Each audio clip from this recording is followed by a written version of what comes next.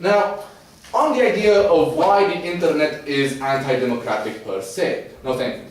The thing with the internet is that there's no accountability, and we believe that in order to have a functional democracy, or in order to have a democracy that can be called democratic or a force of democratization, it has to function somewhat as a democracy. And we believe that it is inherently valuable in a democracy that you don't have direct democracy, but democracy is a means by which you can elect people higher up in the food chain, and those people can go higher up until you get to one person or a few people.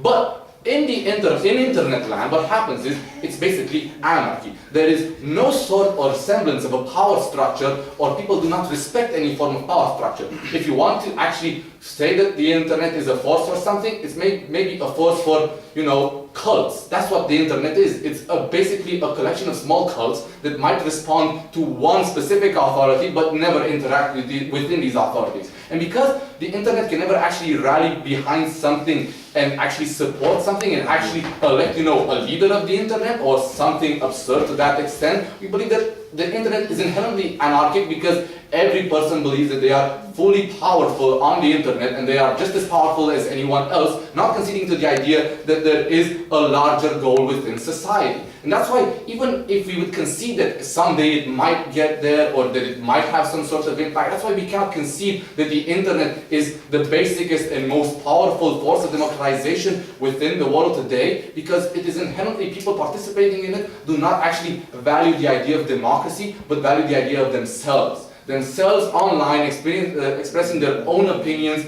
and maybe communicating with people, but rarely changing ideologies, rarely changing dogmas, just accessing information. And if their sole basis in case is the idea of information and access to it, well, I think they've already lost. Because again, information as it exists in the world is not sufficient enough to say that it's a force for something. A force for something has to actually be used in a way in which we can say, yes, it has been a force that has done X to Y to Z, like in physics. So at the end of the day, we see that Dave has shown you very aptly why, even in their world, we see that the internet has inherent mechanical and technical flaws to why it is not the most large spread and the most powerful force of democratization. And secondly, we say that inherently the internet is not a force of democratization per se. We just perceive it to be so because we are a democratic country. I'm sure that the Chinese don't see the internet as being the greatest force of democratization, even though they have it. So again, it's only a matter of opinion and perspectives. But as long as we do not see real impact and real perspectives in a wholly unison way, then we cannot call the internet the greatest force for democratization in the world, and that is why we are proud to oppose.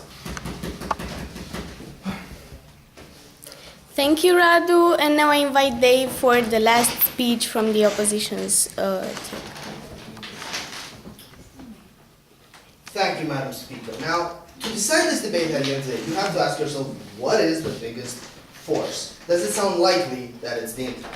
And essentially, what we've been talking about is they tell us, look, there's political discussion and education. And we've shown you there's not that much political discussion, and what education does get throughout the internet gets through to very few elites, essentially not the typical internet user. The typical internet user doesn't go online for education. What you've then shown me is of what political education does exist for those people at 1 in 6, 1 in 12 with full access do get there. In many places, it's redirected into non-democratic concepts by censorship and by simply advocating non-democratic systems, which is rampant online. So we say, you actually end up saying it's not a force, it's a force that's neutral to democracy, or maybe in fact a force damaging democracy. Why? Because its very nature is not a democratic one. Nobody cares what 90% decide on here. The question is, who owns the website? So by its very nature, at the end of the day, at the end of the question, internet denies democracy, is simply a direct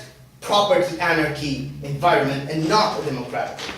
So we say that the internet adds up to just being anti-democratic, or at least being neutral to democracy. And then you have to compare, you're right, you have to compare to other things, or like water and the Pope. But the question is, fine, the internet doesn't send you home with an idea of democratization, but gets you thinking. And we're saying, let's look at things that aren't 1 in 12 people, that things that are around the globe. We're saying paper. However outdated to us privileged people paper might be? No. Paper around the world gets into the hands of most people. Paper around the world in reading and typing and printing presses, which are still used in some places around the world, is what gets ideas through. The concept of informal education is what gets these ideas through. The concept of people communicating through social circles and forming community ideas is what getting through. In all of the places without internet, that's what's pushing democratization. Most of the places in the Arab country weren't massively connected to internet. And then it leaves me with the proposition. This in itself obviously shows how the internet is nowhere near the greatest force, because the tool just doesn't have to be a good tool. It has to be a good tool being used massively, which the internet is. Which leaves me with the proposition idea of it's enabling stuff. Again, paper enables more. The concept of we can organize protests better.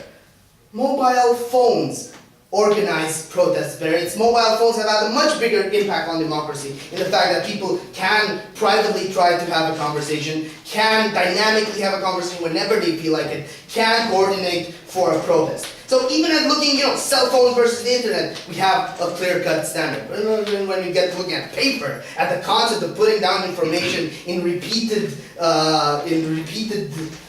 versions of the same concept so that ideas can be exposed, again, we massively overtake the internet. If you look at the concept of social interaction, that is to spread ideas, that is minorly upgraded binary in, again, 1 in 12 places, we again see that no, the things pushing democratization today is nowhere near being the internet. The internet is a nifty tool, hope it gets bigger, hope it does more for democracy and becomes less frivolous, but right now, it just isn't. Thank you, Dave, and now I invite Serban to end this debate.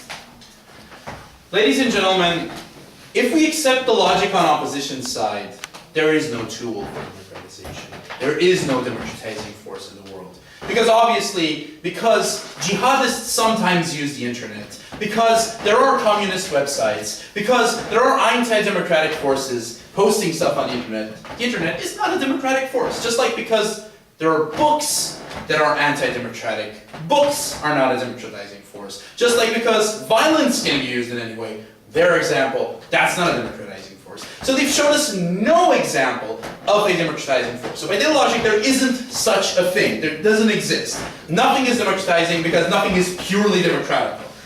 The internet is obviously a means, it's an environment. The internet isn't a democracy activist. The internet is an environment which, as long as it exists, is a force for enabling democratic forces. Obviously it's a force for the anti-democratic forces as well. But why is it more importantly a force for the democratic side? And we've told you this. David's talked to you, basically summed up their position that paper and books are the most democratizing force because they spread education and so on and so forth.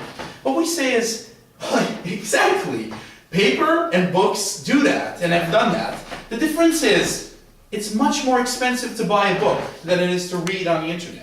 It's much more time costly. It's much less accessible to access information in the old environments of using paper than it is with the internet. Ioana's also told you how the internet gives you the chance to express yourself, not only take information like books, like TV.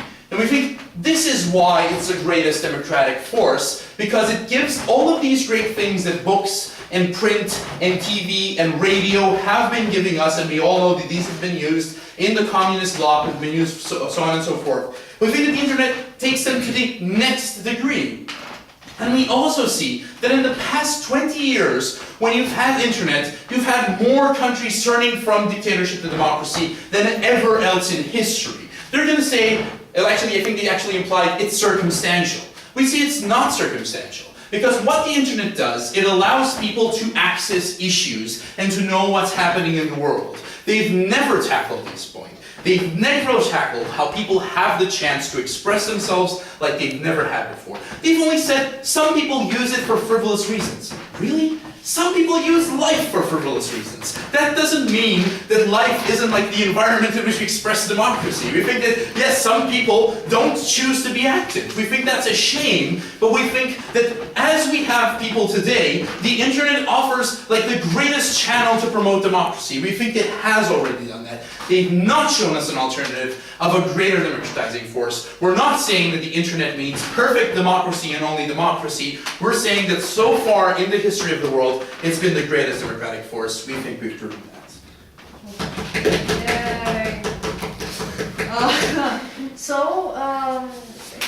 Hai să trecem pe română. Foarte brusc, ne cerem scuze. Asta a fost dezbaterea. Acum, în fine, nu știu dacă este cea mai luminoasă dezbatere pe firmamentul dezbaterilor de până acum, nu știu, așa. Ce vreau noi să discutăm prin asta, să arătăm prin asta, dincolo de subiectul pe care l-am discutat, este modul în care funcționează dezbaterile. Adică cum există două părți și, indiferent de ceea ce credem, poți să găsești argumente pentru fiecare parte. Adică în terenul de joc al dezbaterii se găsesc destule puncte de vedere care să poată fi folosite. Ok.